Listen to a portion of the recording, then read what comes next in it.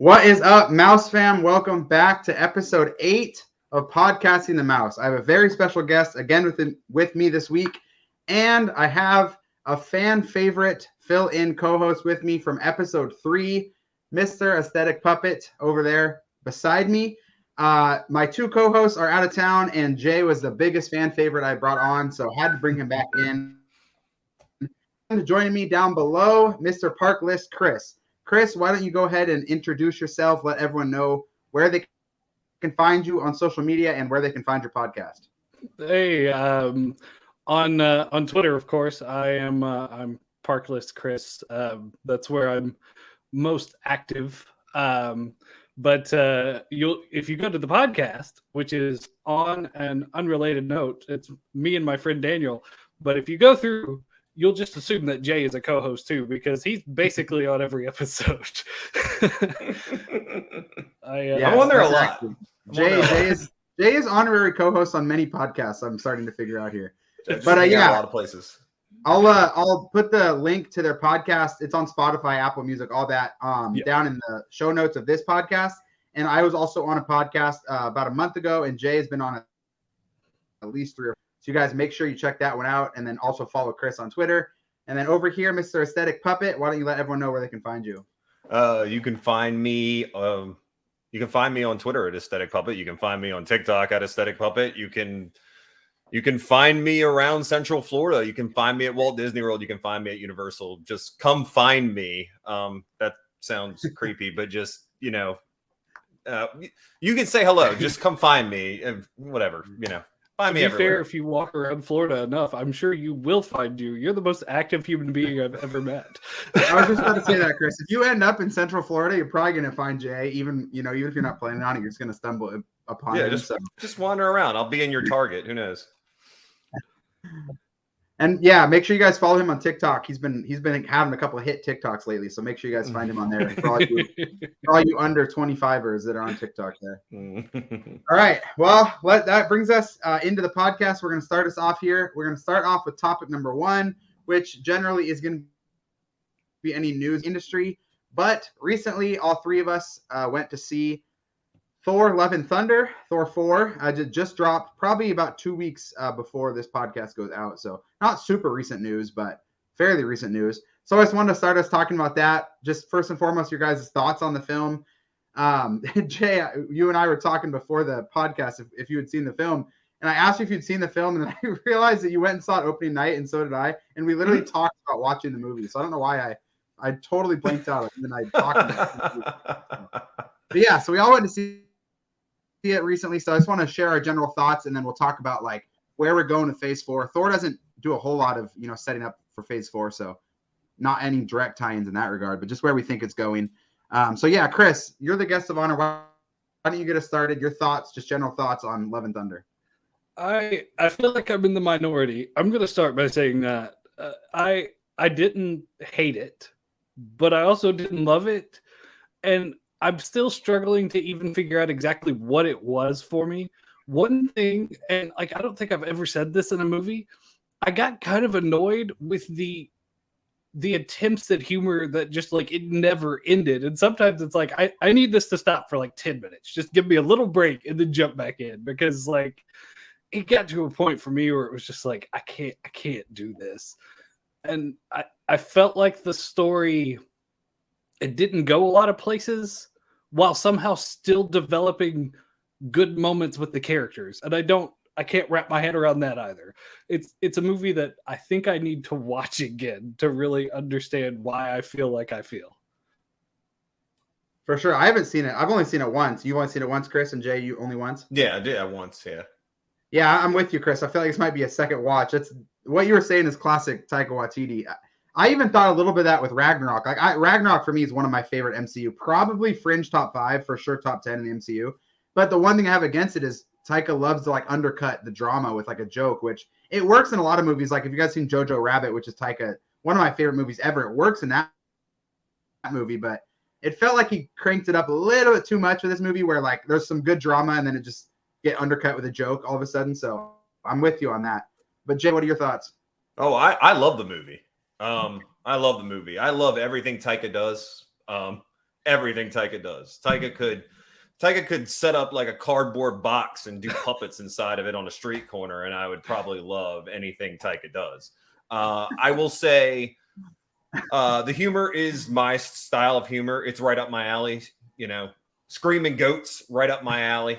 You know, like I love everything about the movie. I love the third act especially. I think that it wraps up really nicely. I think that, and I talked about a little bit on my Twitter about this, is that I think that Marvel and Disney have conditioned us to kind of expect all these tie-ins to the greater universe of Marvel in every single movie.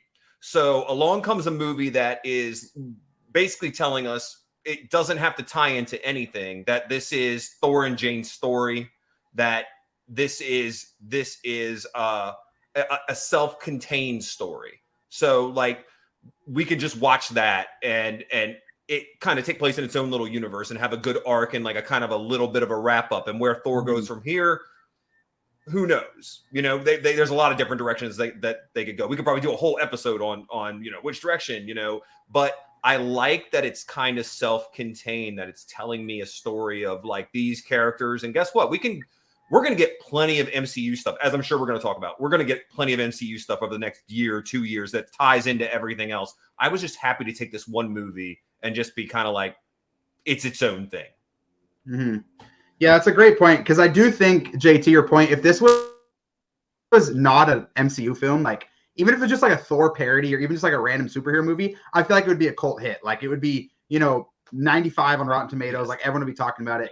Because it's in the MCU and we've been conditioned to expect bigger tie-ins, as you pointed out, I feel like that does hurt it a bit.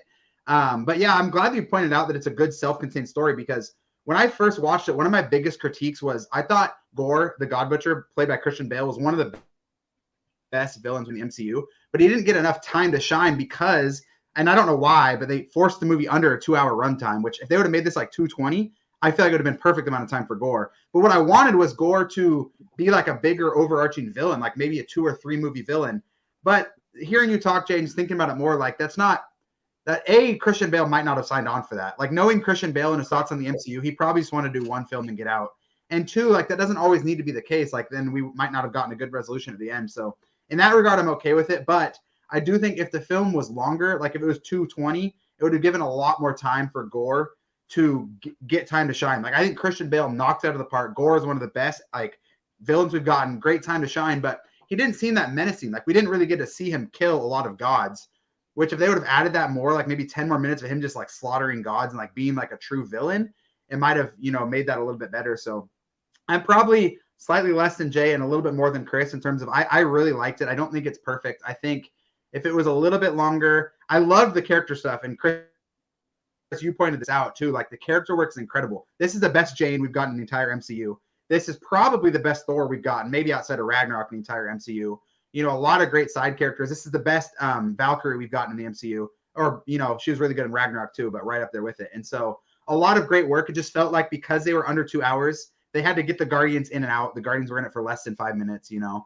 They couldn't really develop the whole Jane Cancer plot line because they didn't have that much time. And so I liked the story arc, but it felt just a tiny bit too forced to me.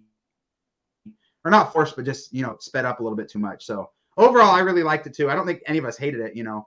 And I don't know why it's getting – people will hate anything MCU does. So maybe that's why it's getting hated on. But it's definitely not, you know, hate-worthy. I don't even think it's bottom of the MCU. It's not top the MCU for me only because of how short it was. And it just felt like Taika was, you know, as Jay loved. And I don't mind the goats either. I like the goats, but Taika loves to undercut that drama. If they could have taken out the like, I didn't even mind Naked Thor. I kind of like Naked Thor actually. That was a cool part. If they could have taken out like the high kick Thor, like where he did the splits, and the other part of the humor that I didn't like is when he at the very start, I don't remember their names, but he was helping out that other tribe, and then he like just knocked down their whole city. Like I get it, but like I just don't like when we make Thor the butt of the joke. Like, well, whatever. That's a nitpick. So, anyways, I'm nitpicking.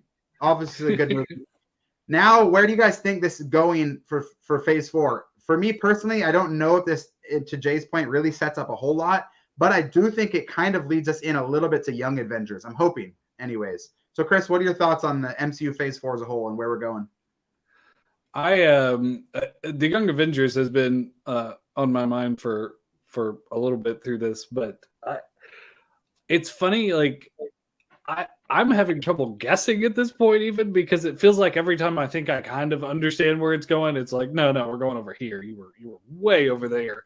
Yeah. So like, I'm struggling at this point to see, because like Phase 4, I mean, of course, like you have Moon Knight, which was very, very self-contained as well. Yep. And I don't see there being a way for that to extend at all into the rest of the universes. So I mean, obviously, you've played out the Wanda storyline. It went where it needed to go. I will say I have not finished Miss Marvel yet. So I don't have that if that ended in a connecting piece, which from what I gather, the final episode did have some good moments, if nothing else. Of this Yeah. Yeah. Slightly. I mean, it's a really good finale. Outside of the finale, the show is, I mean, pretty self-contained too. And I will say too, to give the benefit of the doubt to Phase 4, because I've been a little harsh on it too. I don't think it's been perfect, but COVID really screwed them up. Like people are talking about like Phase 4 fatigue and MCU fatigue. That's because they had a year and a half where they couldn't release anything, and so they had to scramble and release 3 projects a year. People are talking like, oh, there's no direction, or like not direction, but like, oh, there's no, like, it doesn't, like the releases don't make sense. But they had to mix up releases and change releases because of COVID. Like WandaVision was not supposed to be the kickoff to Phase 4, but ended up having to be. So it's just been a lot of mix-ups like that. I mean, you say we're talking about where we're going. I mean, I'm going to be obnoxious about this. I know where we're going. I know where we're going. We're going one place. And people are getting really caught up in the fact that this doesn't tie to this and this doesn't tie to this. And I think that is intentional. It's very intentional because we're headed for Secret Wars, and that's the only place we're headed. We're headed for Secret Wars. So things like Moon Knight or things like these Thor movies can be self-contained because what you need is those characters in their own universes. So when their worlds basically collide, that's where those characters come together. You probably have, people are so focused on this Phase 4. And the only thing that I hope Marvel does is that they don't rush this thing just because people are getting impatient. Agreed. Because they have, and we've all seen Loki. We've all seen the end of Loki. We've seen, hopefully everybody, watching this has seen the end of Loki. They're leaving us a breadcrumb every single show. They're leaving us a breadcrumb to Secret Wars every single show. And we have two pillars of Secret Wars. And the Russo brothers kind of hinted at it in an interview last week, the interview they did with, I think it was Variety. We have two pillars of this thing that holds up Secret Wars. One of it is Fantastic Four, and the other part of it is the X-Men. And we have two very huge pillars that have yet to happen, and people just need to be patient. I have a feeling if we don't get it at Comic-Con, we're getting it at D23. In fact, there's a story out today about this Marvel movie that instead of calling it X-Men, they're going to do the mutants, and that's fine. But we need these two pillars. We need these two pillars for Secret Wars. We need at some point, and I actually think people need to remember the first Avengers team up. We didn't get Thanos in the first Avengers team up. We didn't get Thanos in the second Avengers team up. It took a couple of team ups before we got there. We're kind of careening towards Doctor Doom, but I think we're a long way away because he is the ultimate big bad of Secret Wars. He is the Thanos of Secret Wars. We got a long way to go.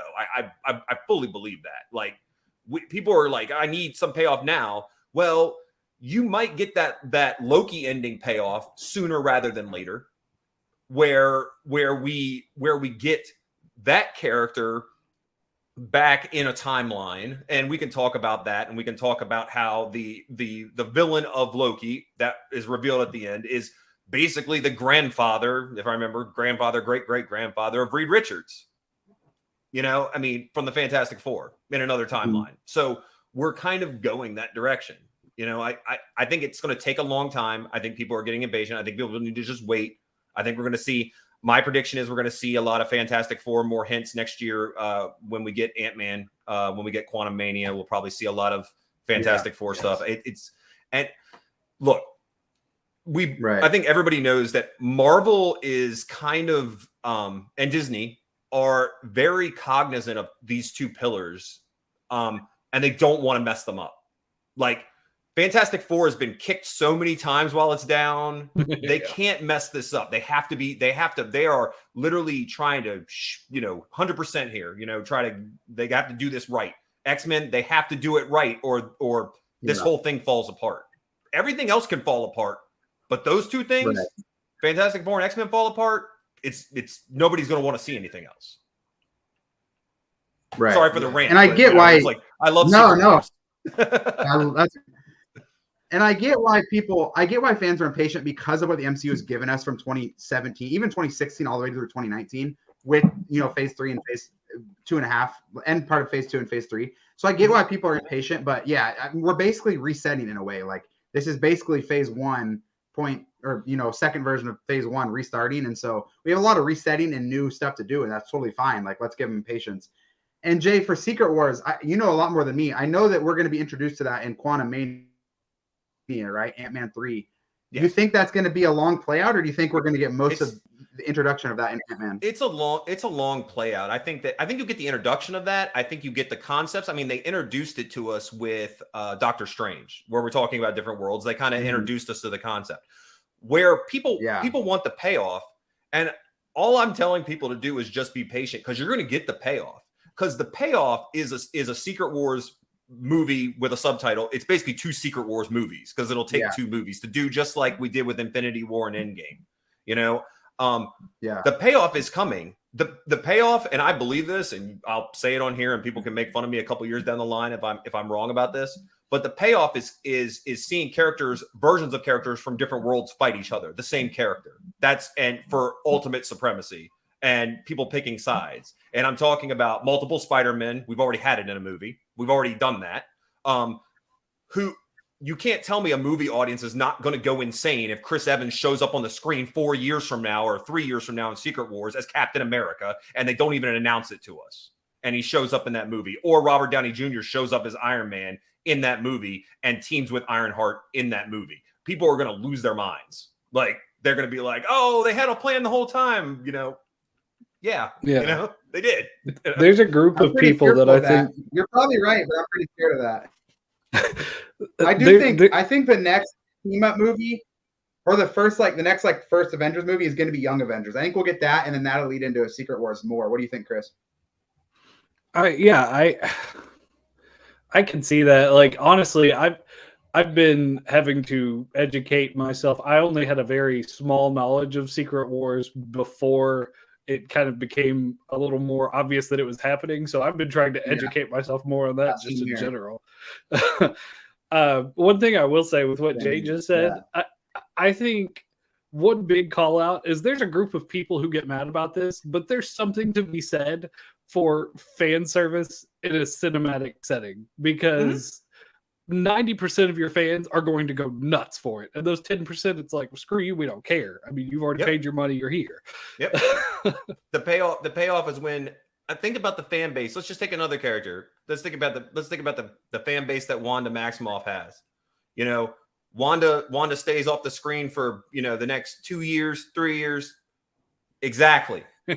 See? Wanda stays off the screen for 2-3 years, whatever. Comes back in a Secret Wars Part 1 or whatever like that. People are going to go nuts for that. Like, yes, they'll go absolutely nuts for that. And you're going to have scenarios where you're going to have multiple versions of a character. Do I think John Krasinski is going to be Reed Richards? No, I think it's fan service. I think it's to set up one version of Reed Richards. I don't think right, exactly. And that's not to say he won't be back. You can just put somebody in the character. We got so many worlds. You can just put up versions of the character. Disney can use this like a litmus test to basically, hold up somebody on a platform and just be like, huh? What do you think? Huh? What do you think? This guy, is this character? Like, they don't have to be beholden to, you saw it in Doctor Strange. It's like, we could do, pick and choose. We could do 13 versions of Professor Xavier if we want to. It doesn't matter. It matters, but it doesn't. I'm a little fearful of that. Yeah. I'm a little scared, but I'm also excited. Like Jay said, there's so many routes they can go, and it's the same with fan service. As long as it's executed well, people will eat it up. If it's not executed well, people will more so if they start doing, multi dimensions and more fan service. So execute well, just like Jay said, Feige, take your time and we'll be good to go. All I'm saying is as long as we get Kang the Conqueror, bro, he needs his right-hand girl next to him. We're getting Kang. We're getting Kang. We're getting Kang the way, right? Yeah, we're getting Kang the way we got Loki in the first Avengers movie. Like, I actually think Kang will be the next big Avengers team up bad that they deal with. Yes. But I heard it's going to be a different Kang than the one we got, a different actor, right? Maybe. I could see them doing different versions. I don't know how they're going to play with their timelines. I mean, right. For all we know, they do mutants, and they named it Mutants so they can do another movie called X-Men later, and we get 2 Wolverines. I mean, I don't know. Yeah. They can really. If they call it mutants, they need to be careful because the New Mutants just came out like a year ago and it was not good. So I trust them. I mean, I'm more worried about X-Men. Always kind of plays well, and I think Disney and Marvel can do well with it. I'm more worried about Fantastic Four because I think it's like a perfect. They have to thread the eye of the needle type of thing and be absolutely perfect. So last year they had Watts, the guy that directed No Way Home, that's directed the last couple Spider-Man movies. Yeah, John Watts. Yeah. And he backed out of the project because he has, other schedule conflicts or whatever. I was really hyped about Fantastic Four with him at directing, and I was like, oh, he will do perfectly. Now I think we're in this spot of like, oh, who's going to direct this? And, what's the tone of the movie? And like, what do we, I'm a little worried, I'm even more worried than the casting, Yeah, that's tough. John Watts is kind of like a J.J. Abrams in that he safes are not the right word, but he knows what the fans want and he knows how to deliver that well. Safe it's like the Russos. More like contained. Yeah. It's like the Russo brothers. Like when they said the other day that Marvel had already kind of reached out to them about, do you want to do Secret Wars? And they said it's their favorite. They like it more than the movies they made. That's their ultimate project. And it would take a long time. It would take much more energy than they put into Endgame and Infinity War. Well, let them have it. I mean, they already have the proven track record with Endgame and Infinity War. Just let them have it. Like they want to do it. Let them do it. I think the Russo brothers know where their bread is buttered because they knocked it out of the park with all of Avengers. But when they did that movie with Tom Holland, the war movie, that was not a good movie. It was their first non-MCU movie in a while because they did Community before. Sure. I did not like that movie, so I think they know where their bread is buttered. Sure. All right, we got a lot of MCU talk and a lot more to come, so we're definitely gonna have to get another podcast and keep this going. Jay, your knowledge is fantastic, so you need to come on and school Kris and I and as we get this Phase 4. Read too many. That brings us to our second topic. We're going to be hopping into the rankings here. We are going to be doing our normal segment, good, bad, and great. But luckily this week we get to do something that we have not been able to do on the podcast yet, and that is dive deep into Universal Orlando. For those that don't know, it's actually where Jay and I first met, as at Universal Orlando, and Kris down below is a massive Universal fan. And I'm a massive Universal fan. My wife and I just got back from a whole week there, 5 days there a month ago. So been really excited to talk about Universal. So our first topic, good, bad, and great. We're going to be talking about Kris and I's, and honestly probably Jay's, favorite land at Universal, Diagon Alley.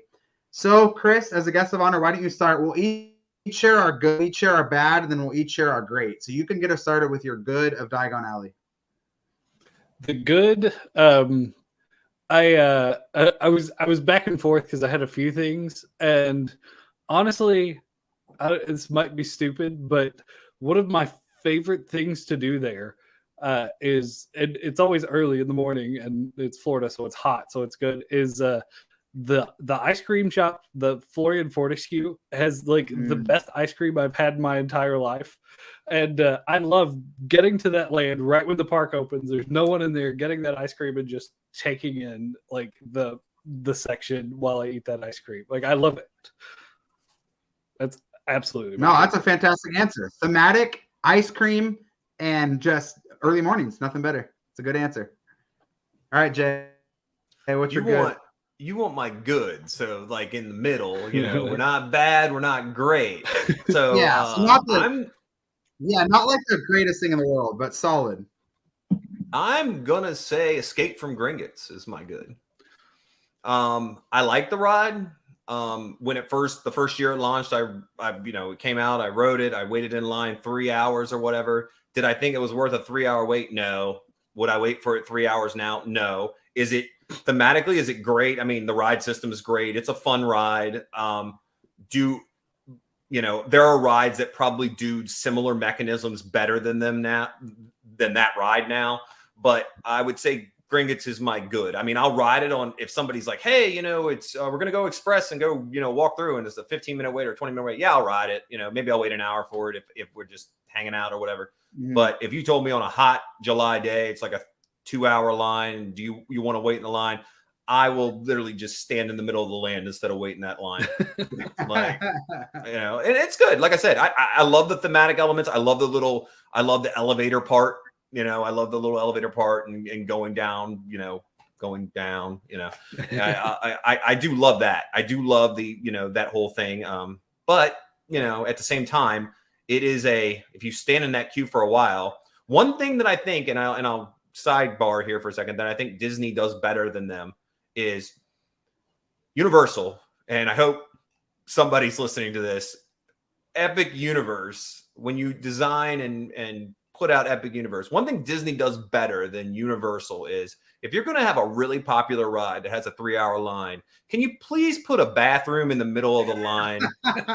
like Flight of Passage. Can we please, that's great. It's great. The line could be long, whatever. You don't know. You got a child or somebody that needs to go to the bathroom. I'm saying this because I watched a child go to the bathroom in the line at Gringotts. Ooh. But on like one of those 2-hour, half-hour wait lines, but can't. I mean, it's a long line. Put a bathroom in the middle of the thing. It's a giant building. Please put a single toilet. Make it like one of those gas station bathrooms where it's like a giant hubcap on a key that they have to give it to the child, and it's like one of these like giant like the Gringotts banker, and you he leads you down with a giant hubcap, and you put the key in the door. It's like something. I don't know. We got 2 J rants in this podcast. We need to hit 5. Oh, we're gonna hit 5. But yeah, Gringotts is my good. So no, that's a good answer because I think the thing that Gringotts, the biggest thing it suffers from is the fact that it could be better. On its own, it's a great ride, but you just think of oh man, if this had an extra minute of actual coaster scenes, or coaster, parts, this could be a perfect ride. So it's a really good ride. It's just so close, and it's very easy to see how it could have been perfect that it really hurts it. But I agree, thematically, you couldn't have done much better. So I'm just gonna put this to the two of you, and we can just close it on this and just a little thought, just to entertain me. Gringotts, Escape from Gringotts on the Cosmic Rewind ride system is a much better ride. Slower. Sure, but a little bit slower, and I'd be down. Yeah, but it's a better ride. Sure. It's a better ride. It's sure. Cosmic's doing everything it does, but a little bit better. Yeah. Just a little bit better, but it's newer. I don't fault them for that, but it's I wish it was longer. Yeah, I would say Cosmic Rewind has gotten the coaster aspect down, whereas Gringotts has gotten the storytelling down. I'm not sold I think that's a story that great. That's a good take. But if you could get a hybrid of those two, that'd be perfect. Yeah, that's a good take. Yeah, I like that. Good answer. Okay, my good is just the exploration of Diagon Alley. Nocturne Alley, it just makes the park so much better. The entrance, the fact that there's no Diagon Alley marquee, I love that. I think that's awesome. And just how much there is to explore. Obviously, I wish there was more, but I'll always wish there was more to explore. So just how much you can explore from the entrance being super unique to Nocturne Alley, all that. That's my good. And we'll get a little bit negative for a couple minutes. So Kris, why don't you start us off with your bad of Diagon Alley? I feel like this is probably everyone's negative most of the time, just in general in the Wizarding World parks. The crowds are horrendous. Starting 30 minutes after opening, the crowds suck, and they suck all day. And I know it's not the same land, but Hogsmeade is the same way. Hogsmeade is worse. Hogsmeade's worse. Yeah, I hate my life in Hogsmeade and want to punch everyone. Yep. Yeah. But Diagon Alley suffers from the same problem. It's hard to enjoy that land an hour after opening because you're just well, I'm going to push you all down so I can gut to that corner 3 feet away. But if not for that, I think that land would be perfect, but it's so condensed. And I say that Hogsmeade is linear, but it's longer, but it's I mean, that area, the Hogsmeade, that area in front of Hagrid's is probably the worst designed part of any of those, of like the Universal property. It's like the worst design. Like I would have loved it, especially in Hogsmeade, if they would have just like built the wall out where you went behind the wall where the line was to put like lockers and stuff, and just away from the rest of the crowd to check in for your when you had check-ins for the queues, virtual queues and stuff. Yeah, that would have been so much better. But you have that clashing with the people, with the thing, and it's just like it's chaos. Yeah, I agree. So, yeah, it's a rough area. Yeah. All right, Jay, what's your bad? What's my bad? My bad is the size of the shops. For this goes back to the original design of the land where J.K. Rowling wanted everything to be to scale and realistic and everything like that. But it's a theme park, right? And you can't tell me that we're hurt by the candy shop being about 4 times larger. Yeah, so we're not. Nobody's going to be like, this is not to scale, like nobody's going to scream that there. They're just there to buy candy and and look at things and, interact with the team members and stuff like that. They're not going to freak out because of the scale of the place. And like, you're in there like this, you're like, so what are you getting? You getting some of these taffies? You're like in there like this, you're like trying to get around old ladies and stuff. You're like, oh, let me just go over here. Right. It's like, right. That's what you're doing. I don't like the size of I wish I would spend more time in the shops if they were larger. I don't even go in them because of that. Well, the one that I find that I can move in the most actually is if you go around the corner down the alley Nocturne, yes. Like down in the corner there, because a lot of people don't explore back in there. Yeah. And that shop normally you can get in and out of and actually look at stuff and take the time to look at stuff and like interact with things. But everything else is just like, you're just in there just like, oh my goodness,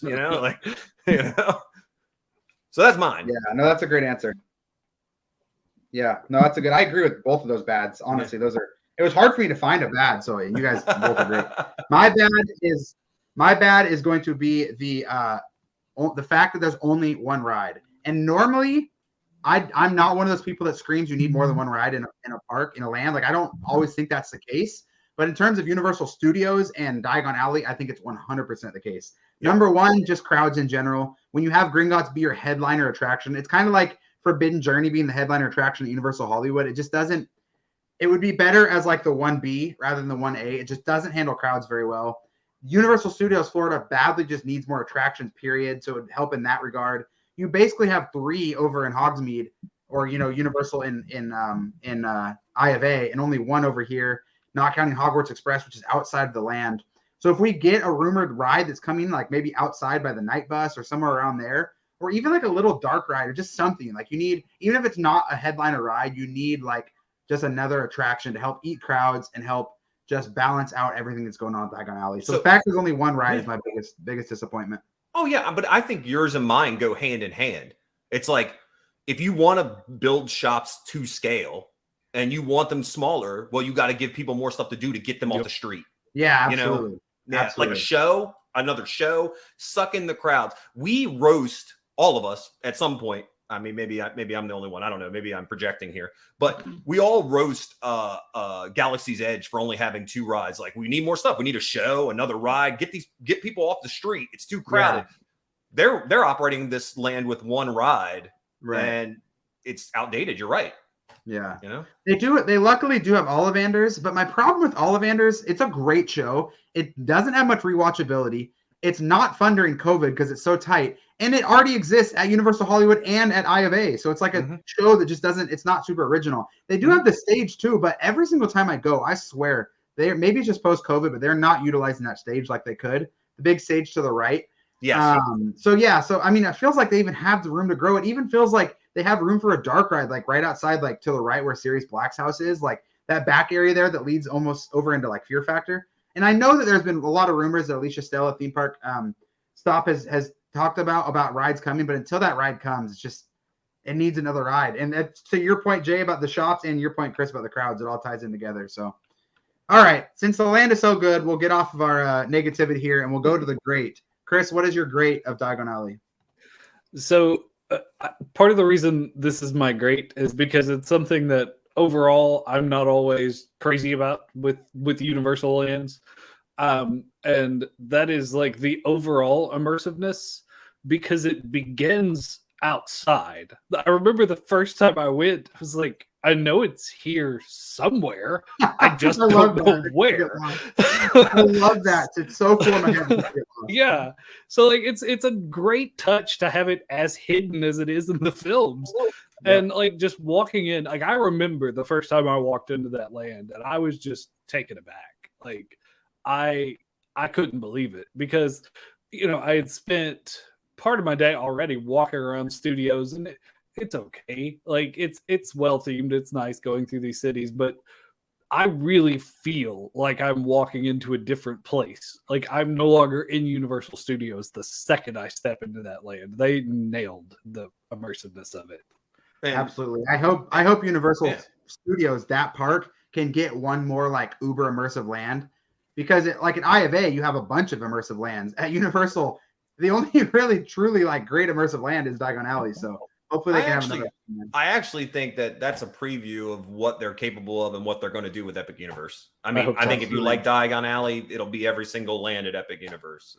Absolutely. I hope you're right. And say what you will about J.K. Rowling, and I mean, yeah, mind you, I criticize her all the time. I mean, as deserved. She as a person deserves to be criticized. But her like attention to detail, like not even attention, but like what's the word? Like there's a word for it, but like her obsession with detail has pushed Universal to be what they can, and that's been a plus for all theme parks in general. So yeah, that's a fantastic great, Kris. All right, Jay. Oh, my great. So I chose, as you can see, I mean, I chose the shops. I chose the ride and my other things. So I'm going to choose a very general thing so I can talk about it kind of in general. Is like one thing that I think both of the, not just Diagon Alley, but Hogsmeade does as well, does very well, is the food. Is everybody, the first thing I say when say food, everybody's like butterbeer, but they do everything well. Like Kris said earlier, the ice cream shop is great. I like the themed beers that they have for the land that are exclusive to the land. I like that. I love that. I love going in the little places. I love getting fish and chips, in Hogsmeade and things like that. I just like eating in the land, just experiencing the food and the drink there. I think they nailed that. I think all the menus are really, really good. I think that they nailed the feel of the movies of what I would feel like I would be eating if I was there. I love the tavern, that's in Hogsmeade, but I just love everything about like the food presentation, food and drink. I think they knocked that out of the park. I think it's the blueprint for what Disney went on to do with Galaxy's Edge. I also think it's the blueprint of what they are going to do with Epic Universe. And I think we're going to see themed food for all of their lands and an emphasis on that, which is really good. I mean, going into a land and saying they have something there, like say an exclusive beer that they make for that land. Yes, there's an outside brewer that makes it. It's not like there's like people in robes in the back, toiling away, around vats or whatever, but I just like that they have like an exclusive deal that there's something I can only find there, and I go there specifically for it. So yeah, the food offerings in general. My daughter has to go to the ice cream shop almost every time she's there. She's like, I have to go directly to this ice cream shop. So we've given 2 shout outs to the ice cream parlor already. Yeah. Jay, your answer is great. And earlier in your answer, you said food and drink, and I wish you would stop just at food, because my great is the drink options. I didn't even really think of the food, so I'm glad you gave that answer so we can have different answers, because mine is the drinks. I mean, I'm not a huge fan of like tooting the horn of things that everyone toots the horn for, but I will toot the hell out of the horns for butterbeer. I don't care, man. That drink, the frozen butterbeer is like an 8.5 out of 10. The regular butterbeer is legitimately like a 10 out of 10. Like, yes, I don't really fathom how you could have it for a drink. And after seeing, and one of my critiques, Jay, and why I didn't put food as great is only because of the prices. But I think butterbeer is like perfectly priced. Like, look at Disney's Blue Milk, which I am a fan of. I actually like their Blue Milk, but it's $8 for a little small cup that you're not going to keep, and it's a tiny little cup. Butterbeer being what, $7? I get a discount, so I don't fully remember what the price is pre-discount, but $7 you can get a discount everywhere you are. It's like the one theme park item in the world that I will always get no matter what and get like 3 of. Like my wife and I are just obsessed with butterbeer, but it's not just butterbeer. You have the alcoholic drinks. Mm-hmm. You have the I'm gonna forget the name, so I'm sorry, Harry Potter fans are butchering this, but like the fishy green ale and the freaking lemon drink. It's like a morning drink. Yeah, it's like the orange lemon drink thing. The orange, thank you. The orange. I don't even remember what it's called. I don't know. The rim. Incredible. Like even the ice cream, like just so many like insane drink options. And so that goes along with the food, and just incredible. So I'm glad we could toot the horn of Diagon Alley. If really quick, if any of my viewers, if you guys have not been to Diagon Alley, like please make sure you go out there. It's one of the most incredible lands in the world. To Chris's point about the bad, try and go on an off day if you can, only because of Diagon Alley, or maybe even like go during HHN or something. That's what I was gonna say. Park hours, try and get an AP, the premier AP, or stay on site and get the early magic hours so you can get it without the crowds, because that land is perfection. But all right, we're gonna move on off that real quick, and we're gonna go to our third topic, which is top 5. We're gonna get into some rankings here. Our topic this week is staying with Universal. We're gonna do the top 5 most underrated attractions at Universal. This doesn't just have to be a ride; it can be ride, show. You can even do a land, if you want to. It's up to you. Your most underrated spots at Universal. Jay, why don't you get to start with your number 5, and then you can share your 5, then Chris, and we'll go around. My number 5. Okay. So let me consult my little list here. Let me just consult the list here and say, I'm going to say, this is going to be funny. I'm going to say, because I ride it every time and I really like it, and I just think it's underrated to me. It needs some TLC, but I like the Cat in the Hat. Wow. Okay. I like the Cat in the Hat. I like the Cat in the Hat a lot. No, I don't have young children in my house anymore. Well, I have a teenage daughter, but she thinks thing 1 and thing 2 are the scariest things in the park. She thinks there's something wrong, with them, or whatever. But I like riding that ride. It's good to escape from, to get in the AC and escape from, the heat of the day or whatever like that. I love Cat in the Hat. I ride it every time. Like, love it. Love it. Usually it's a 5-minute walk on. It just needs TLC badly, man. Yeah.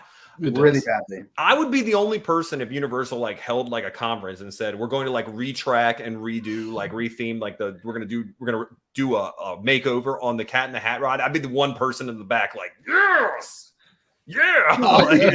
Because Universal needs as many dark rides as it can get, especially I of A, man. That's the only traditional dark ride in the whole park. So give us some TLC, man. Make it as nice as you need to. I'll be honest with you. I would always ride Cat in the Hat, and I would always make fun of it, and I would be sitting on it. And then I started realizing that I rode it every time I was there. And I was like, it wasn't unironic anymore. Do I like this ride? Or, and I'm just like, I think I do. I don't, but, it's Cat in the Hat. It's like when you're in high school and you're dating someone for so long just because you think it's cool, and you're like, wait, I don't even really like this person. Well, maybe I do. Are you saying that I'm in a She's All That with Cat in the Hat? With the Cat in the Hat dark ride. I'm literally in She's All That with Cat in the Hat. Oh God, I'm rhyming like Dr. Seuss. Oh no. Oh, we've come full circle already. All right, Chris, what's your grade?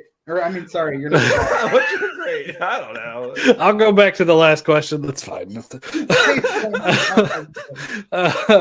Well, funny enough, that's on my list as well. So I'll just expand on that. It's one of those that my wife and I, when we go without the kids, because Universal's usually our park. When if we're just doing the 2 of us trip, it's Universal heavy, because unfortunately, with a 2-year-old, there's not a lot you can do at Universal, and that's for another episode completely. But I have a lot of complaints in that area. Yeah, but the Cat in the Hat, he's just now to where he can ride it, but we seriously ride it twice, in the day while we're there. It's partially for the air conditioning, but it's like the weirdest. I feel like if I've ever done acid, that's what it would be like, but in a good way.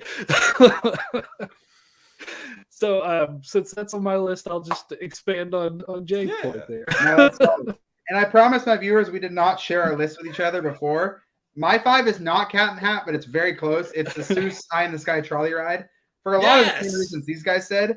I like Cat in the Hat. I don't think it's underrated, only because it needs TLC so bad. It's borderline to the point where it's gonna get condemned. half the effects aren't working. And it sucks to see because it's the only like traditional dark ride. So Yeah. I put High in the Sky, Sue's Trolley ride, because I love people mover type rides. I love like transportation rides. It's another thing Universal in general needs more of. And so I'm really happy that they have this ride. It's like a mini people mover, you know, and it's good for kids. One of the only good kids rides. It's a great way to like, you know, rest and just get a nice like bird's eye view of the park and that area. The only problem is the queue is pretty subpar and it usually has a long wait. So if you can express it or, you know, ride it early, it's a great ride. So underrated in my mind, pretty similar reasons to Cat in the Hat. Number 4 for you, Jay. Well, you picked my number 4. So my 4 is the trolley. I like the trolley. I think you're right. I think it's like a people mover type ride. I mean, I'd say the only thing the detraction is like you said, its load unload time is kind of long, and that's you know, that's not anybody's fault. It's just the way it goes. It is kind of like a bit where I love the people mover because you can just kind of get in there and just chill. In this ride, because it's so high up in the air and everything like that, they have the restraints like the lap bar thing. So that's the one thing. I mean, but safety first. You know, I love the trolley as well. So that's my number 4. We've given 4 combined answers on this list. I mean, exact same land. So Universal, get some TLC, man. Put some money in freaking Cat in the Hat or Seuss Land. Yeah, let's get it going. And Kris, hopefully your number 4 is not in that land. What's funny, there were 2 I was between, and that was one of them. So I'll just leave that off. But what I will say is the load time is funny because Kings Island has I think it's called whirlybirds or something. It's essentially the same thing that looks like a helicopter. I don't understand the load times. It's just a little seatbelt on that one. And the ramp can be 20 people long and you'll wait an hour and a half. I've never understood that ride. I'm baffled by, so I guess it's just that style of ride that causes. It makes you think of the people mover and how quickly Disney can load that, because it's clearly like, because I've had the same experience in Madrid at a park we went to. They had a people mover and it was like same thing. So clearly these rides, if it's not Disney, you know, has tough with the loads. Yeah. So I'll go away from the rides on this one. I am like, my very first passion in life is everything horror and Halloween. So the horror and makeup show, like, I feel like it's a show that like most people just ignore. And honestly, like, a lot of people I know that are going down don't even seem to know their shows exist. I have not done the Bourne show yet, so I can't speak to that one. But I love the horror and makeup show. I think that's just I could do it all day long on loop. I'd be happy. Sorry, guys, I cut out there for a second. I promise my viewers we're not sharing this here. We had no clue. My number 4 is the horror makeup show. I don't need to expand on it too much for sake of time. Mostly what Kris said. Most people don't know it exists. I really hope, there's been rumors I've heard of them getting rid of the show. I really hope it's not true, because I'm a huge proponent of like indoor. I'm a proponent of entertainment, but when you're in California or Florida, you need indoor entertainment. This is just perfect, man. It doesn't take up a lot of space. You know, it's not an IP. It appeals to kids and adults. Air conditioning, usually not a long wait. It only requires a couple team members to run. So I hope they never get rid of the show. Really, really underrated. One of the best options at Universal, to be honest. So, and I'm not even a horror fan, and I said that. So you guys know it's true in that regard. All right, top 3, Jay. Okay, so my number 3. Thank God I could like put something new on this list, you know, because we just keep so my number 3 is a little known entertainment product called the Horror and Makeup Show. This is the best. The Horror and Makeup Show. At least we're on the same page. If our top two is the same, I'm gonna lose my mind. I can't say anything else about the Howard Makeup Show because I just love it so much. I love everybody that's involved in it. I love everything. Love it. I'm glad we can give it some love. Yeah. I should just lie at this point and say Velocicoaster or something that's really, really popular.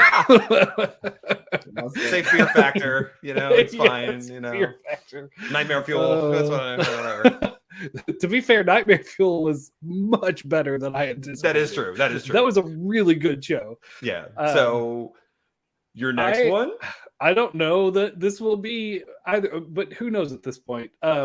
I really, really enjoy, as far as flat rides go, I enjoy the Hurl and Twirl in the Simpsons Land. Not just like it's a fun little ride, but they throw really good. If you're a Simpsons fan, they throw some really good inside Simpsons jokes in there, and they just do such a great job of that on that ride. Nice. Okay. That thankfully is not on my list, but I'm glad you pointed out because I am not a Simpsons fan and I am not a flat ride fan, and I love that ride when I did it. You're right, a lot of great touches, like thematic touches, a lot of like inside jokes that almost every kid is gonna miss and most adults will miss. So good answer, Chris. I'm with you there. My number 3, and I didn't want to put, and I don't like to put big e-tickets on underrated lists, but I put almost an e-ticket on this list, but that is Skull Island Reign of Kong. And the reason why I put it on this list, I don't think it's underrated in terms of like wait times in the general audience, but I feel like theme park fans, like for whatever reason, just hate this ride or like really dislike it. And I feel like people lump it into the Fast and Furious, like because of the Universal Hollywood Tram Tour, and they just lump it in together. It's not even remotely the same in my mind. Fast and Furious has an okay queue, but Skull Island Reign of Kong has an insane queue. Fast and Furious has a dumb facade. Kong has an incredible facade. Fast and Furious does not fit in with the land around it. Kong fits in really well in the outskirts of Jurassic Park. Fast and Furious has zero animatronics. Kong has probably one of the best animatronics in the entire world. Fast and Furious does not implement screens well. Kong implements screens well. I could keep going. I just think Kong is a great ride. Like, it goes outdoors, which is so cool. If it's raining, you get a different track and go indoors. Amazing animatronic. Yeah, I don't think the screens are the best. Like, they're not terrible. They're not great, but they're good enough for an amazing facade, an amazing queue, and an amazing animatronic. So I'm a big fan of Kong, and I don't think it deserves the hate that gets in the community. No, I agree. I love that. I love that ride. I would add, I used to love it when they had the scare actors in the queue. I know. I miss that. Yeah, I miss that. That's the reason I don't ride it, is because my wife hates all things scary. And the one time she rode it, that scare actor was like all over her the whole time, and she was like, "Well, they're not there. They're not there now." So yeah, I told her that, but she just won't. And the Express Queue definitely doesn't have them. So, all right, top two. So 2. This is going to sound like I'm going to put something on here that this is going to sound like people are going to say, "Why do you say this is underrated?" But any given day depends on the weather, depends on the timing, depends on people are riding or not. And I'm going to say it that Dudley Do-Right's Ripsaw Falls is the best log flume that I've ever ridden. It was a good podcast, guys. See you next week. I will say, if you want to judge it against log flumes, right? I've rode countless log flumes. We've all rode countless log flumes all over the country, right? And most of them are the standard ho-hum. You're basically in, let's be honest, you're in this log and you're going in like basically some plastic piping down a track because of all the water in your boat. Right. And then you but here's the thing. Half of these log flume rides you don't even get wet on. You could just like go down, it's like, oh, you get some water sprayed on you, whatever.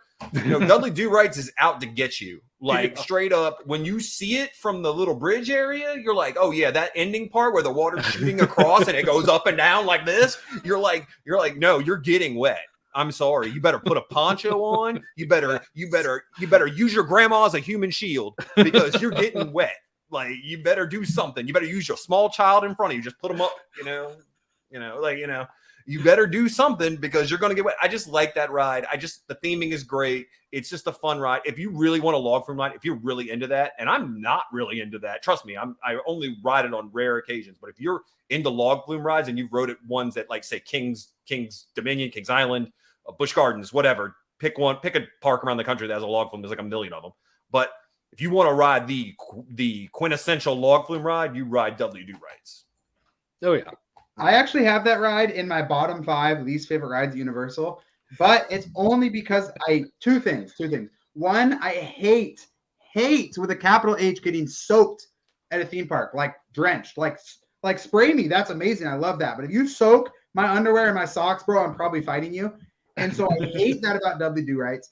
I cannot stand how you are literally like in this metal tube, and you have to sit so low in the thing. And like, I'm not that big of a guy, and I feel like I'm getting claustrophobic. So if they could get better like boats, that might help. And number 3, I just don't know anything about that cartoon. But with all that being said, I will agree with you, Jay. That last drop, because it's basically like a coaster, you're like on a coaster track and you go back up. Super unique and super fun to watch. Like it really adds to the like aesthetic of that land and that area. So in that regard, I think it has a lot of highs but a lot of lows. So yeah, public service announcement. You mentioned not wanting to get wet. If you're a person that doesn't like to get wet, do not ride that ride. Or the freaking raft ride. Yeah, Bill Drag Barge. Yeah. So the it's best like thing to do. A bath. The best thing to do is ride those 2 rides back to back, and then go back to your hotel or your house and just change clothes. Agreed. If you're staying on property and you're about to head back, because I agree, I did the same thing, Jay. Because I hate getting soaked, but I freaking love Bill Drag Barges. There's so much like cool theme on that ride. But I hate if I'm gonna take a bath, I'll go take a bath. I don't want to do that. I mean, but you're right. Do it right before you head back, or do it before you go to Volcano Bay. Then it's solid. Yes. There you go. All right, Kris, number 2.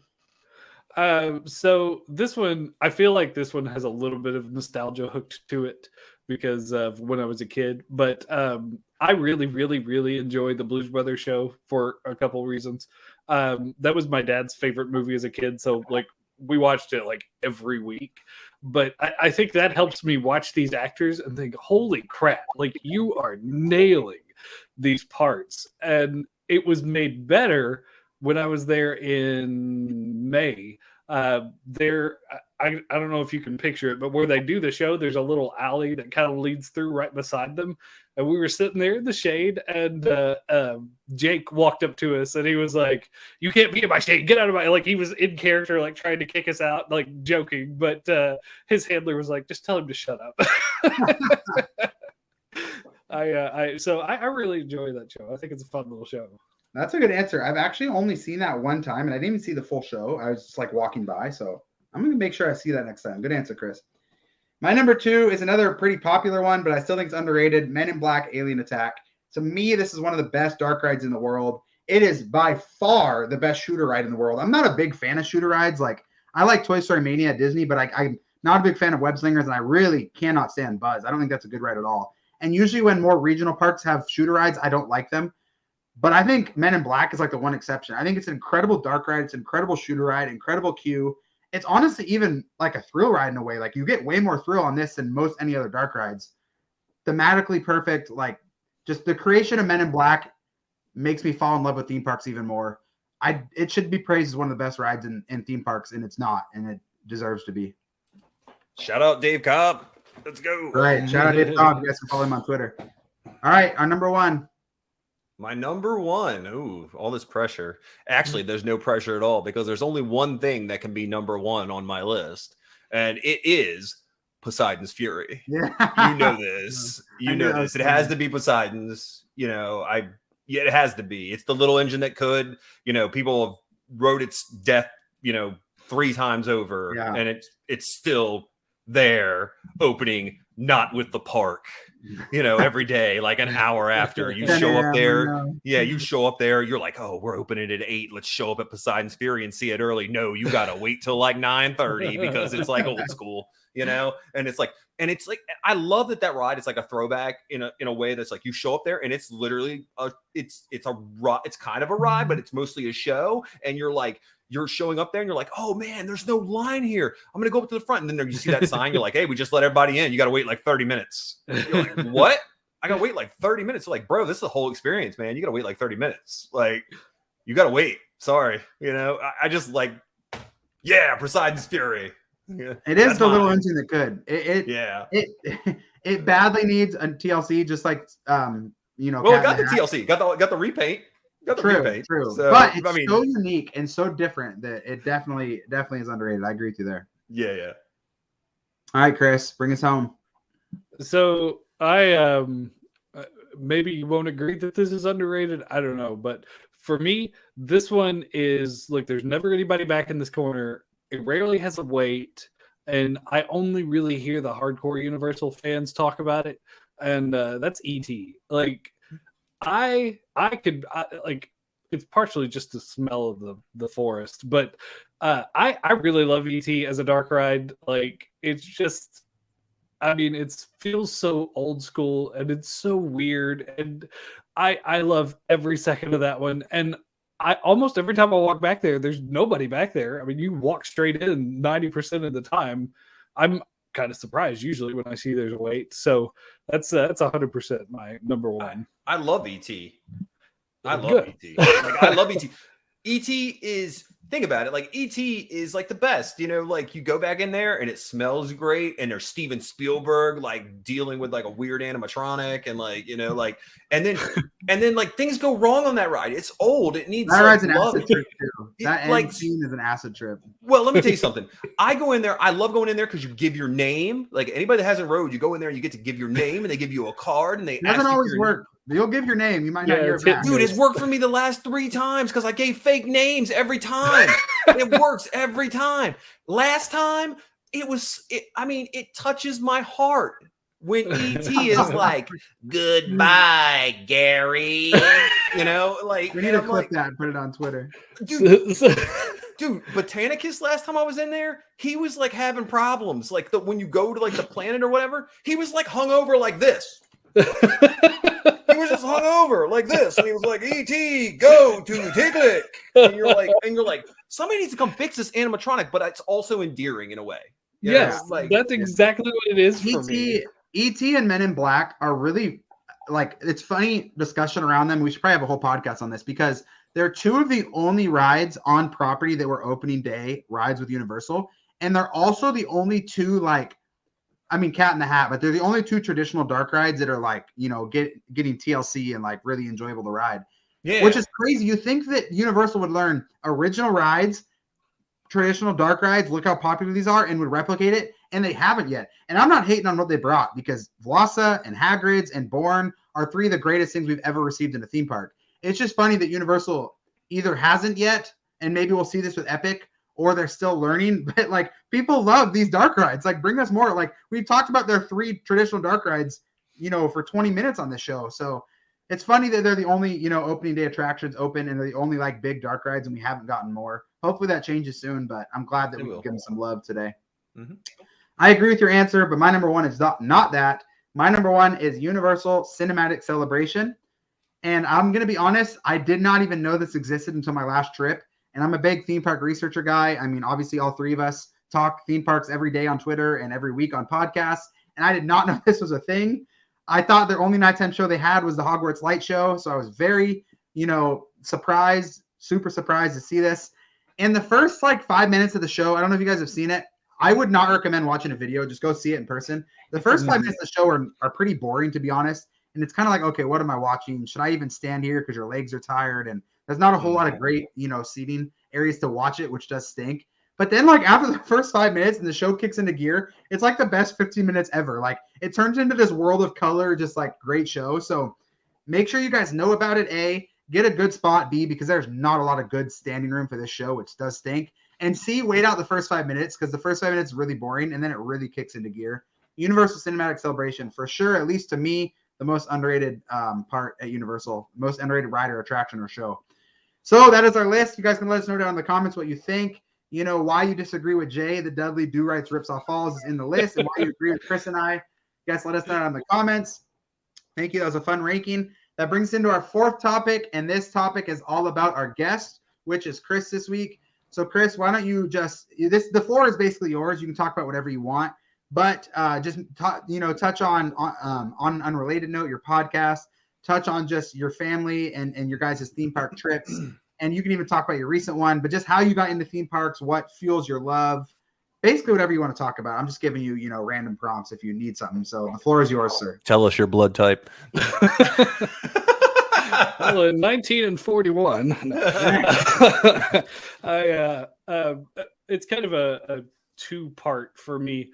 When I was a kid growing up, my cousin's family would go to Kings Island. And it's funny, like that's the park I've always considered my home park, even though it's not the closest park to me. Kentucky Kingdom is, but it's always been kind of a mediocre at best park.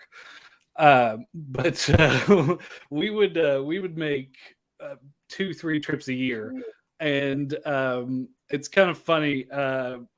Dave Matthews also became my favorite band at Kings Island because Don't Drink the Water was on while we were standing in line. And I was like, man, I like this song. And we get up to the ride we're standing for, and my cousins had lied to me. And they said, oh, this doesn't have any hills. You're fine. I'd never done a big coaster. So I just believed them, like, oh, okay, it makes sense. Coaster with no hills, it can move. So we get up here, and this coaster is the Beast, which, of course, is like 5 minutes long with 2 lift hills. So obviously that was a big lie. But that was a huge part of my childhood. And then there was kind of a lapse, and I, unfortunately, in that lapse, gained a lot of weight. Got to the point that I was almost 340 pounds, and there was no way. The only park anywhere that would accommodate that is Disney. And at the time, we've only done Disney like the last 10 years or so, and I knew that a change had to be made. Like, I knew that I had to do something different because I wanted to ride these coasters again. I'd kind of gotten the bug again. And my wife was on me, like, we need to go to Disney, because with my youngest, or my oldest, it was the youngest at the time. And she's like, we need to take him. So I was like, look, if we're doing anything, because I didn't know a lot about their rides, I said, I've got to lose weight. And it ended up being a blessing. Because I got down, I gained a little bit over COVID, but I actually got down to 228. So I mean, it's a positive in the respect that it made me lose a ton of weight. But we took a trip to Kings Island as soon as I hit like 250, which I will say at 250. The drop tower there was a little iffy. I couldn't get out of it because they had to lock me in like tight. Get me. So when I got off, I was like, somebody gonna come help me because I'm just stuck here. And the girl beside me just so happened to have worked at Kings Island the summer before and knew how to get it unlocked. Wow. Nice. But that trip really, really rejuvenated me, and I got on Banshee for the first time, and I fell in love with Banshee. Like, as far as B&Ms go, like, there are so many 0G moments where your breath just is gone. And like, I will say, I thought that was the worst until the first time I rode the Hulk. And that one's the one coaster where it's like, well, I'm just not going to breathe for this next 30 seconds, and then I'll do it. But that trip really, really, really brought me back in. And while all this is going on, my best friend of, good Lord, probably 21 years now is Daniel, who was not fun enough to meet me and Jay when we met up in May. But he was also in the same boat with theme parks. Like, they had just made their first Disney trip a couple of years before. And he was really selling it to me at the time. And we kind of bonded over that even further. And we would talk about those theme parks all the time. And I, at this time, kind of got back on Twitter and happened into Diz Twitter. At the time, I didn't know how insane Diz Twitter was. What year was this, Kris? Oh, gosh. I probably found Diz Twitter in like 2016, right around there. That was very early days of this Twitter. Oh yeah, like, it's so funny. Like, there are people, there are some people who, we won't even get into that, but there are so many people who were like really trying to find themselves in like content creation, and it's been cool to watch them grow. And through that, myself and Daniel, we would have these like ridiculously long drawn out conversations. And one day, like, he was like, why don't we turn this into something? And I was like, yeah, but like, I don't know. I said, I don't really want to do a theme park podcast because I didn't really want to only talk theme parks. And it kind of evolved into this, you know what? Our discussions are ridiculous and random. And a lot of our discussions have to stay in our text because I won't even put it on our podcast. But it like that's kind of how we evolved into this, like anything goes, and then it kind of fell apart. And I was like, look, we've got to figure out, there's not a hook. There's nothing that's keeping me wanting to go. And that was when, if I'm not mistaken, I called upon Jay, because I had met Jay on Twitter about a year before and interacted a lot. So, like, we really just at the first of, I came up with the concept at the end of last year, and Jay, I don't think it was last year. I feel like it was the first of this year that you joined us. Yeah, somewhere in there. Like, that's really when we found what worked for us. Having a guest on who could do one of two things, who could really tell their experience, kind of like I'm doing now, and like really expand on where they've gone and what they're doing. And it's been so cool because I've also met a lot of cool people. I had another West Coast guest a couple episodes before you, Sean, was Sabina Graves, who writes for, cool. Yeah, awesome. She's one of my favorite people now. Like, she's so nice, and I talk to her a lot about HHN because she's a big fan of it as well. So it's been nice to find what works. I will say, if someone goes, I didn't know at the time because I didn't find it when I searched. There was another On an Unrelated Note that apparently talked about Marvel movies for 3 episodes and then quit in like 2016, 2017. Yeah. But like, it's hard to find that one now. We've basically buried their podcast where we have so many episodes. But it's myself and Daniel. And if I don't remember where I was going with that, but the main point was there's another On an Unrelated Note, so make sure you find the one with Kris and Daniel if you're looking for us. And it's funny, if you go from the beginning to now, you can really tell. Like, I had no idea what I was doing in those first few episodes, and I'm fumbling everywhere. My editing sucks. Like, everything is bad. Because I've gone back and it's just like, holy crap, like, what was I doing? But it's cool though, because the podcast and the Twitter community and all that clashed and really, really rejuvenated my love for the theme parks. And I've got all kinds of content creations ideas. Jay has to listen to them all the time. When I think of them, I run them by him. So, but I've got some other things in the works. My ParkListKris, the whole thing initially, I was doing a YouTube channel. I just didn't have time. And again, it was the same thing with that. I didn't really know where I wanted to go. My story is actually where I'm going to go with it in the future. We really focus on people who have struggled with their weight but love theme parks, and like try to make that part of that community. That's my goal going forward. So that's what I'm working on now. That's awesome, Kris. And I feel like that's, at least in my experience, a very not a niche like thing. Like, I've heard a lot of stories of people with similar experiences where maybe they grew up going to Disney and they could always be accommodated, or they just went to a regional theme park or Universal or wherever and was like, crap, like I can't be accommodated, and that being a big part of their, health story. So that's really cool. I think that's awesome where that could go. I'm excited about it. And it's like you said, like, I started searching and there's just nothing out there. Like, there's not a lot of groups that are talking about it. And it frustrates me when I go into the comments and somebody's like, well, why don't you just lose weight? It's like, because you don't understand. Right. Like, just like alcohol can be an addiction, eating is an addiction. Like, I stress eat and I still do it. Like, sometimes I catch myself doing it. I'm like, dude, you gotta stop. Absolutely. So like, I'm really excited, and it's gonna take me a little bit because I'm really trying to. I don't want to just jump in and have nothing and just kind of flounder.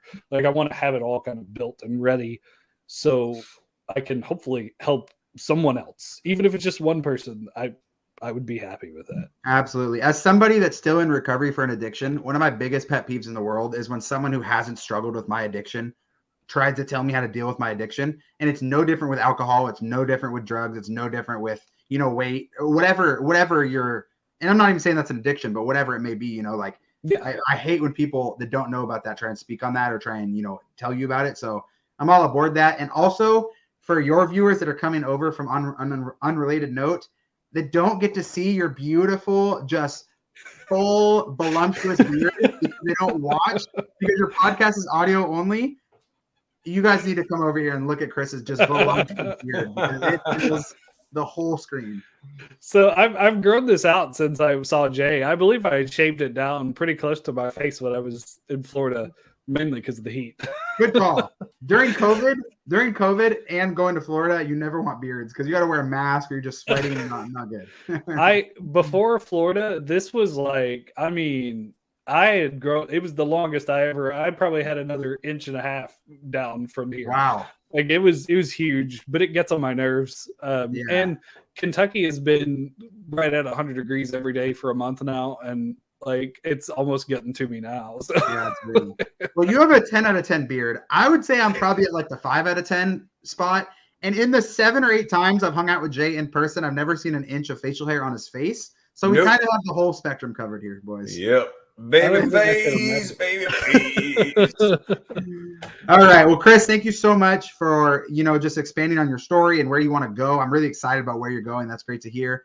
And, everyone listening, please make sure you go follow him on Twitter and make sure you follow his podcast. That leads us into our 5th topic, which is related to this on an unrelated note. This is actually a related note.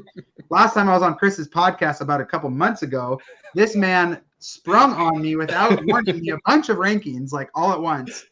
And I usually like to sift through my rankings when I make rankings. I like to analyze and be objective. But Kris said, no, you're going, with a blindfold on. So I'm going to spring some rankings on Kris here to get back at him. So Kris, you have about 10 seconds max for these rankings. I have 2 of them for you, okay? Okay. First is I need your top 3 in order. Favorite theme park attractions of all time. It doesn't have to be Disney or Universal. Any attraction you've ever been on. 3, 2, your number 3, your number 2, your number 1. And you only get 1 honorary mention maximum. Okay. Oh, holy cow. All right. So I start with the lowest and go up to the best. Yeah. All right. The lowest, I'm probably going to go with Lightning Run at Dollywood. That was my first RMC, and that thing friggin' gets it. And not only that, I love going through the mountains. It's such a cool backdrop. And I'll throw an honorable mention in. I'm not a huge fan of Thunderhead overall, but that one also has an excellent mountain backdrop. But as far as wooden coasters go, I can pass on it. But the backdrop is awesome. Number 2 is, without a doubt, I don't care if anyone disagrees, you're wrong if you disagree. The best wooden coaster in the country is at Holiday World, and it is the Voyage. Oh my gosh. Never been. Like I'm telling you, go just to ride it. Now, Holiday World doesn't have the express lane, fast lane, whatever you want to call it. They don't do that.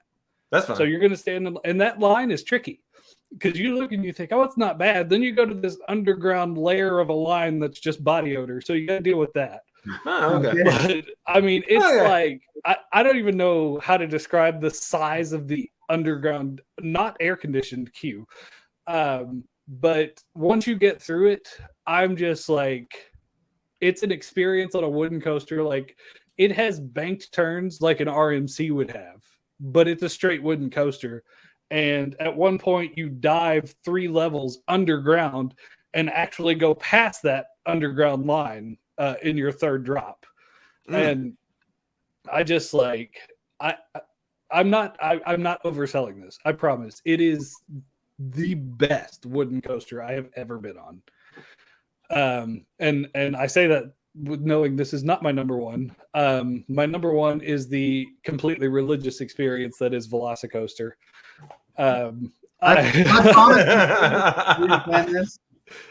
just like, it's just so good. Like the first time I rode it, my wife and I like to go in September because we find, well, Disney doesn't have a dead time anymore. Universal still does. And that's those middle 2 weeks of September. And I hit a point when I could just cycle it. I mean, there was no one in line. I could just jump right back on. Wow. So, like, it's just so good. I haven't ridden it at night yet, which I've heard is even better. So I need to fix that. I'll be down again in November. So we'll see if I can make it happen. I need you to come like last year. Well, not last year. It's actually still this year. Where we had like this one rare cold day, and I believe I told you the story in Florida, like in January, where we had like a 40-degree day. So me and my buddy Derek decided we were going to go out and ride Velocicoaster, because you can ride it in the day, you can ride it at night. And by the way, you should ride it at night because it's amazing. You know, Sean and I rode it at night. Yeah.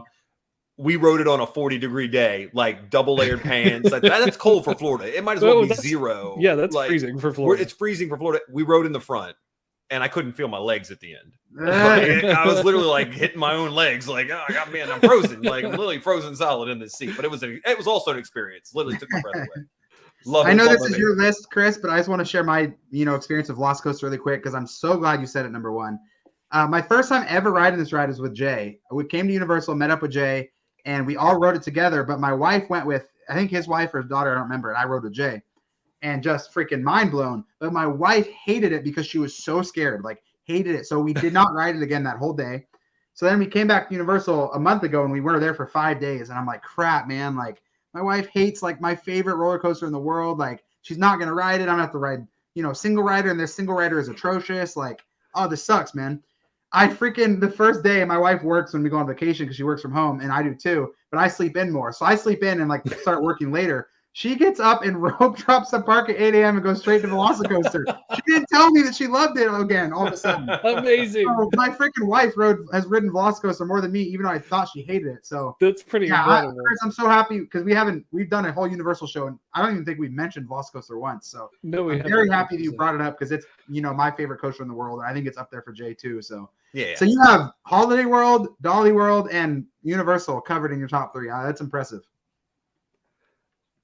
I will say with Lightning Run, last time I rode that was during their Christmas thing, and it was 38 degrees when I rode it. Woo! And I was surprised they were running it, because usually when it gets under 40, they're kind of iffy.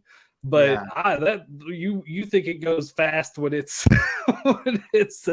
like daytime, like that cold. Good Lord! I don't know if I enjoy that, but it's definitely an experience. You can tell I'm cold in my picture.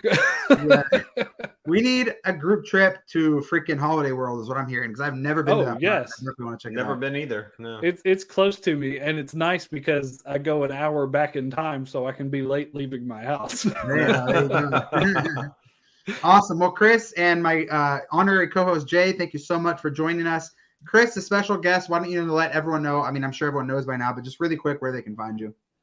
ParkListKris on Twitter. I have a TikTok that I don't really post anything to. And then on an unrelated note, remember, not the one with the 2 random Marvel guys on the front. It's me and Daniel. And basically Jay, since he's been on almost every episode at this point, and he'll actually, spoiler alert, be recording with us on our next episode. Yeah. But it's me and Daniel on the cover. I am working on getting that art updated, but for now, you'll see the 2 of us in our, I think, like red and blue shirts or something. Perfect. And yeah, make sure you guys follow him on Twitter too, ParkListKris. It's actually where we originally met, Kris and I, and he's a fantastic follow on his Twitter, so make sure you follow him there. All right, Jay. You can find me on Twitter. You can find my cat back there, but just going to work on that post back there. Yeah. That's my new adoptee. Gus, what are you doing, buddy? Cute. Yeah, he's 18 months old, so he wants to be a part of everything. But yeah, so you can find me on Twitter, Aesthetic Puppet. You can find me on TikTok, Aesthetic Puppet.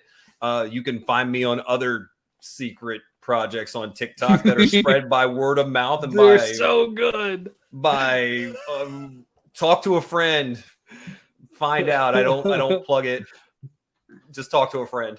You can find me playing various characters on TikTok. And let's put it that way. You can find me playing a character on TikTok, and that's entertaining. That's a story for a whole nother day and another podcast. So awesome. Yeah, and I will go ahead and link Jay's TikTok, the public one, and Kris's podcast down below, and then make sure you guys follow them on Twitter too, because they're fantastic Twitter follows. And also, as Kris has said, Jay is on his podcast all the time. I was on his podcast. Jay was on episode 3 and this episode of this podcast. So you can kind of find these guys everywhere. If you're in the community enough, you're gonna run into them. So thank you guys so much for joining. Everyone watching, thank you so much for watching. Make sure you leave, your top 5 underrated Universal rides or attractions down in the comments, and your good, bad, and great of Diagon Alley. I really love talking about that land. So you guys, please let me know what you think down in the comments. Follow all 3 of us on Twitter. And with that being said, we will see you guys next time. Peace.